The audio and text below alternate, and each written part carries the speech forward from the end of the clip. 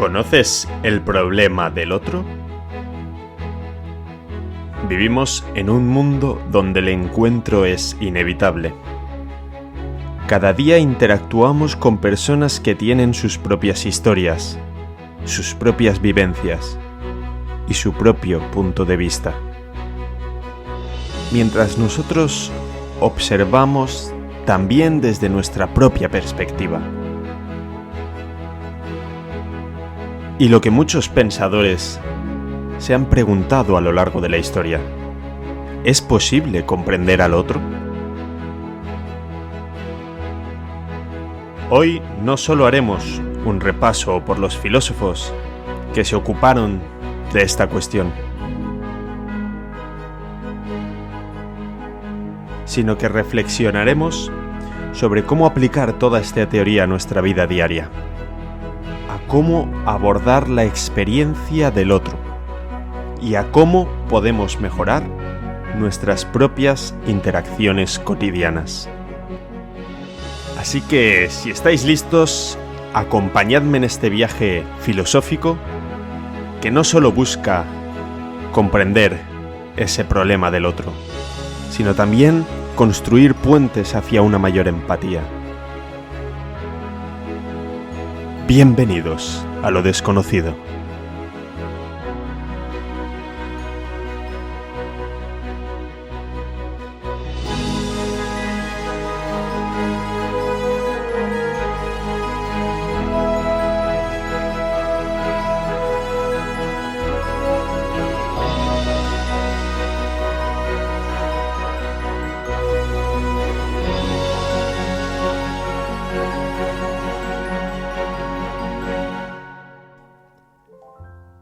Bienvenidos a lo desconocido, soy David Barberá y hoy me apetecía tratar esta cuestión filosófica que se refiere a la dificultad de comprender y relacionarse con la experiencia interna de otra persona.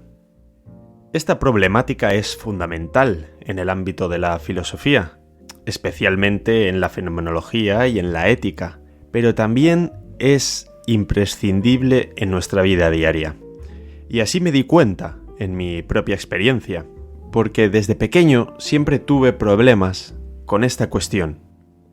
El no entender a mis compañeros, el plantearme cosas que quizá me hacían sentir distinto. Entonces me di cuenta que, como casi todo, era un tema muy extendido en la filosofía.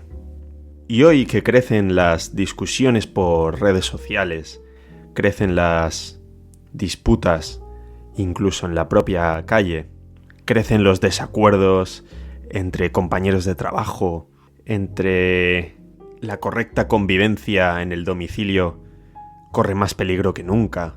Creo que es importante entender esta cuestión del otro y, como mínimo, reflexionar acerca de cuántas de estas ideas a las que estos grandes pensadores llegaron aplicamos en nuestro día a día.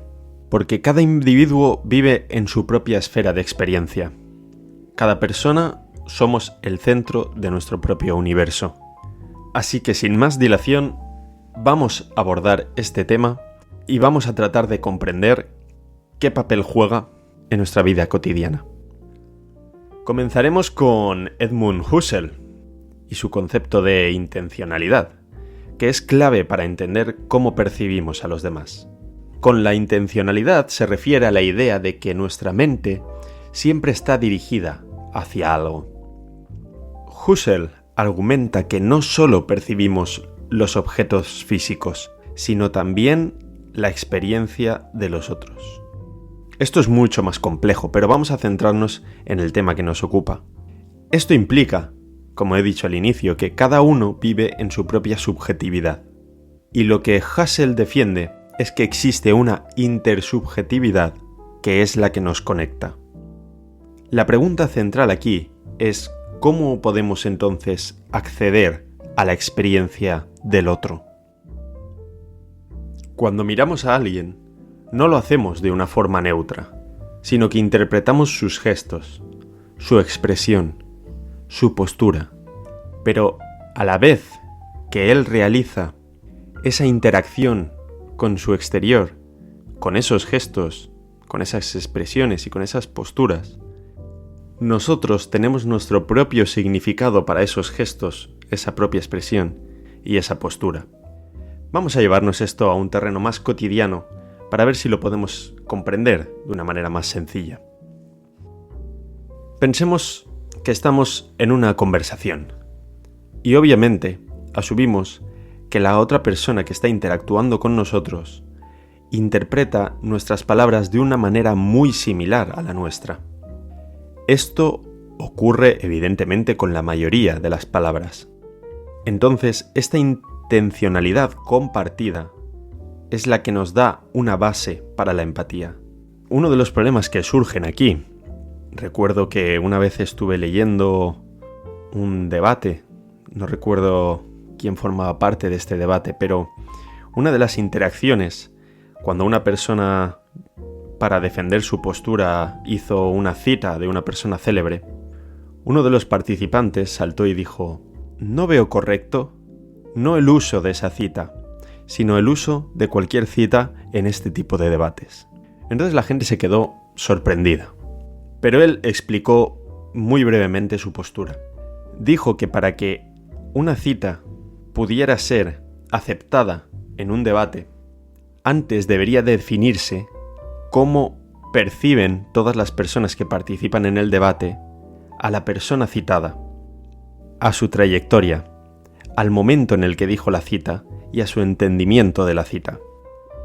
Él sostenía que había tantas cosas que explicar detrás de la cita de una persona, incluso la propia persona en sí, porque evidentemente, por no polemizar, digamos que una cita de un jugador del Real Madrid no va a hacer el mismo efecto que la de un jugador del Barcelona a aficiones de ambos equipos. Pongo un ejemplo un tanto llano para no polemizar con ejemplos más arduos. Entonces esto tiene cierta lógica, pero ¿cuántas veces nos ocurrirá esto en base a palabras que no sabemos si la otra persona interpreta de la misma manera que nosotros? E incluso expresiones y gestos. Pues es en esto en lo que se basa el problema del otro. La intencionalidad de la que hablaba Husserl juega un papel crucial aquí, pero cada uno de ellos, cada una de esas personas que están interactuando en esta hipotética conversación, intenta interpretar las intenciones y emociones de la persona que tienen enfrente, pero pueden fallar al asumir que su propia experiencia es la única válida. Con este breve abordaje de Husserl y la intencionalidad a este problema del otro, te invito a reflexionar sobre una conversación que hayas tenido recientemente, en la que tal vez hubo un malentendido. ¿Qué asumiste sobre lo que la otra persona entendió de ti, de cómo le hablaste, de cómo te expresaste? Y al revés, ¿qué asumió la otra persona acerca de los gestos, expresiones y palabras que utilizaste, quizá en un momento en el que los sentimientos tomaron el control más allá de la cuenta? ¿Cómo se podría haber empleado la intencionalidad para acercarse y encontrar un punto en común? Esta es una primera invitación a la empatía, a entender que la percepción del otro es tan válida como la nuestra, aunque sea diferente, porque es inevitable que entre dos personas que conversan hayan puntos de vista distintos de la figura que se encuentra en medio. Maurice Merleau-Ponty profundiza en la idea de que no solo percibimos a los otros a través de las palabras, sino también a través de su cuerpo. Y la percepción, para él, es un acto corporal que implica una conexión profunda con el mundo que nos rodea. Maurice Merleau-Ponty profundiza en cómo experimentamos al otro. Para él, el cuerpo es fundamental en nuestra percepción del mundo que nos rodea. Para él, no solo percibimos a la otra persona como un ser, sino como un ser encarnado, pues su presencia se nos revela a través de gestos, miradas y expresiones. Ponty nos dice que el cuerpo es el punto de encuentro entre el mundo interior y el mundo exterior. Y cuando vemos el rostro de otra persona, percibimos algo de su mundo interior, sin necesidad de tener acceso directo a sus pensamientos. Es así como la experiencia del otro se construye a partir de estos indicios físicos, y la empatía surge cuando logramos interpretar estos gestos como manifestaciones de una subjetividad ajena. Por lo tanto, la otra persona no solo sería un objeto más en el mundo, sino alguien cuya experiencia interna se entrelaza con la nuestra. Así es como la verdadera empatía surge, no de saber cómo se siente el otro, sino de percibirlo, sentirlo, como otro ser humano que comparte nuestra misma existencia en el mundo. Como dice Ponti, es un inicio para comprender al otro y para solucionar este problema que hoy nos planteamos. Por ejemplo, pensemos en cómo reaccionamos cuando vemos a otra persona llorar. No necesitamos el contexto exacto que ha llevado a esa persona a llorar para sentir algo dentro de nosotros mismos que nos conmueve. Y esto es debido a que percibimos el sufrimiento en el cuerpo de la otra persona, en sus gestos, en su tono de voz, en su congoja, en su respiración o en la expresión más directa de sus lágrimas. Es una forma de empatía física, una conexión que no pasa a través de las palabras. Y ahora os propongo otro ejercicio relacionado con este tema que aborda Ponti. Recordad una situación en la que percibisteis la emoción de alguien solo con verlo. Quizá notasteis a vuestra pareja agobiada por una jornada de trabajo, o a un profesor estresado, o a un compañero triste o alegre, o a un familiar dolido. Lo que sea, una situación que os haya llevado a percibir una emoción solo con verlo. Esa típica situación en la que solo con verle la cara a alguien ya sabes qué le ha ocurrido. Y te invito a analizar qué fue lo que notaste que te llevó a sacar esa conclusión. No digo errónea, simplemente esa primera sensación de cómo se sentía esa persona, qué fue lo que te llevó a concluir en ella. ¿Qué expresiones percibiste? ¿A qué puntos accediste del conocer a una persona para sacar esas conclusiones? Y luego compáralo con lo que esa persona te comunicó acerca de lo que estabas sintiendo. ¿Qué palabras utilizó quizá para decirte no me pasa nada, tranquilo, estoy bien, cuando tú notaste lo contrario? ¿Qué palabras utilizó? Y con este ejercicio nos daremos cuenta de las diferencias que hay entre lo que explicaba Ponti y lo que anteriormente hemos visto con Husserl. Y por supuesto, nos servirá también para darnos cuenta de que muchas veces nuestra perspectiva tiene muy poco que ver con la perspectiva del que tenemos enfrente. Es un ejercicio interesante.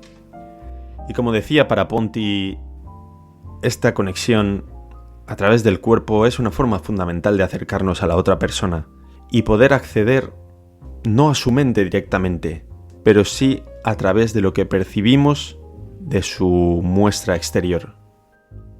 Creo que es divertido explorar ahora, después de este ejercicio, a Emmanuel Levinas, quien ofrece una visión radicalmente distinta. Para él, la otra persona no es alguien a quien podamos comprender del todo, sino que es un ser cuya experiencia es radicalmente distinta a la nuestra. Él lo llama alteridad. A pesar de que, para mi gusto, Emmanuel es demasiado radical en este concepto, podemos comprenderlo cuando conocemos a personas de contextos completamente distintos al nuestro, con experiencias de vida distintas, otros valores, otros miedos, personas que pertenecen a otra cultura. Pero lo que Levinas sugiere que esto ocurre con cualquier persona. Por eso digo que me resulta un poco radical. Pero me resulta también atractivo esta idea, porque sugiere que esta diferencia de la que hablábamos no es un obstáculo para la empatía, sino el fundamento de una responsabilidad ética hacia la otra persona. Entonces esta diferencia se hace mucho menor en la práctica cuando intentamos aplicar los fundamentos de una responsabilidad ética con cualquier persona con la que nos encontramos. Es una tarea incómoda quizá, pero sin duda muy efectiva. En anteriores programas de este podcast he abordado la cuestión para explicar ciertas circunstancias de la diferencia entre moral y ética y demás.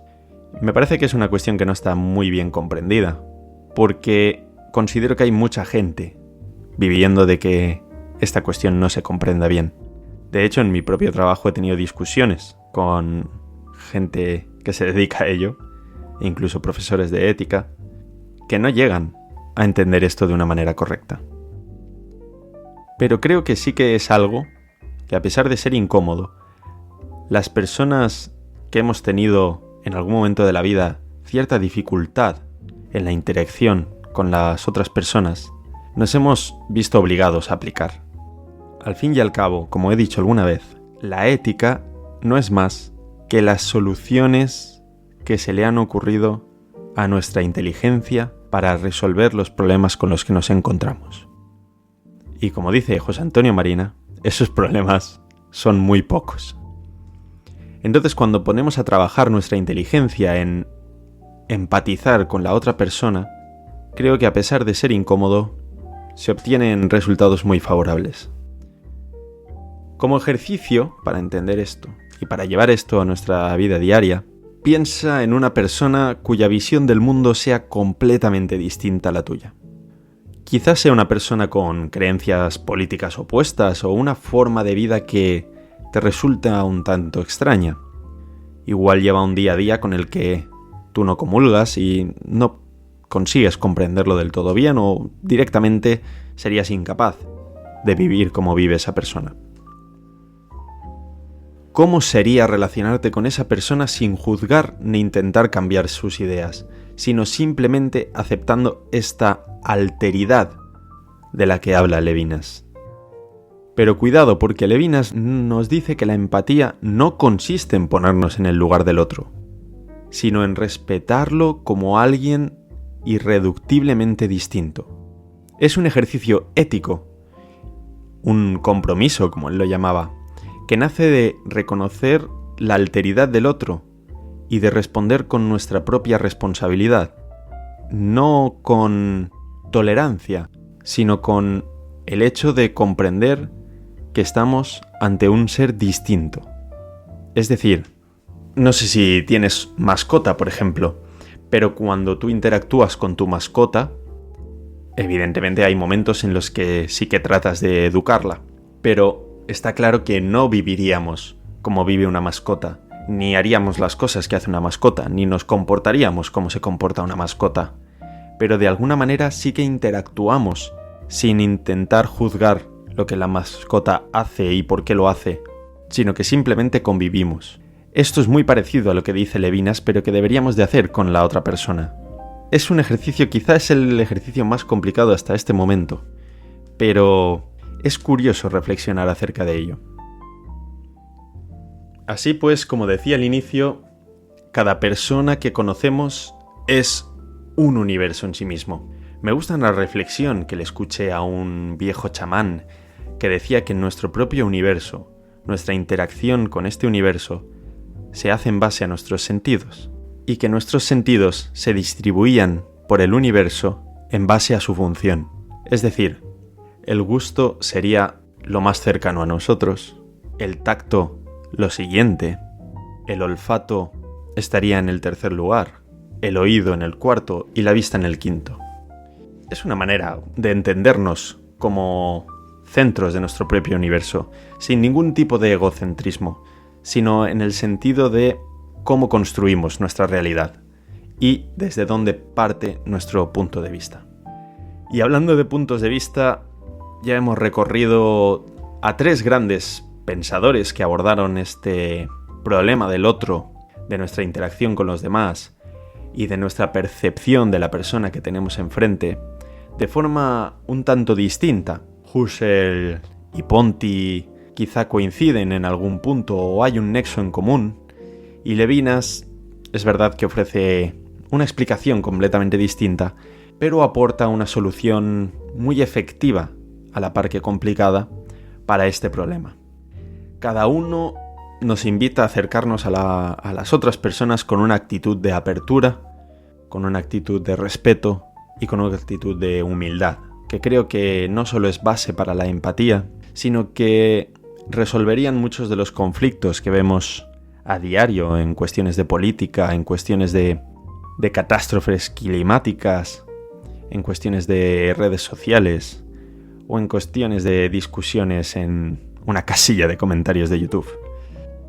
Y recordemos que la empatía no significa que tenemos que conocer o entender completamente al otro, sino de realizar un esfuerzo por acercarnos, por abrirnos a la experiencia, por reconocer que la realidad de la otra persona puede ser completamente distinta a la nuestra. Y esto, en un mundo donde las divisiones a menudo parecen insuperables, estas reflexiones filosóficas nos recuerdan que la conexión humana comienza desde la voluntad. Así que la próxima vez que interactúes con una persona, te invito a considerar cómo puedes aplicar todos estos conceptos que hemos visto hoy, cómo puedes fomentar un espacio de empatía en nuestras relaciones cotidianas, cómo puedes mejorar la visión que tienes de los demás. He subido un vídeo a YouTube hablando de cómo el hecho de ver el lado bueno de otra persona tenía un impacto directo en nuestra propia vida y en cómo nos sentíamos en el día a día. Y en los comentarios alguna persona ha dudado acerca de esto. Pero si los grandes filósofos, si grandes pensadores han considerado que estas cuestiones contenían la suficiente importancia como para dedicar su tiempo, sus estudios y su dedicación, démosle una oportunidad.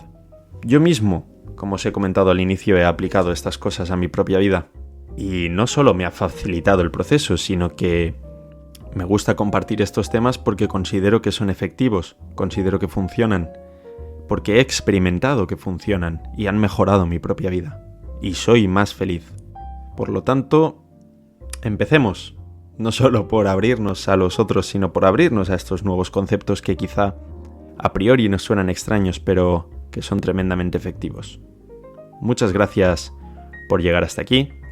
Si te ha gustado el programa o crees que le puede resultar interesante a otra persona o que le hace falta por cómo trata a los demás, te invito a compartirlo y para cualquier cuestión, planteamiento, reflexión, duda, incertidumbre, cualquier cosa por la que queráis contactar conmigo, podéis hacerlo a través de las redes sociales del programa, a través de correo electrónico, lodesconocido@pdcast.gmail.com. Y de nuevo, muchas gracias por escucharme, muchas gracias por acompañarme en estas reflexiones y, por supuesto, sigue adentrándote en lo desconocido.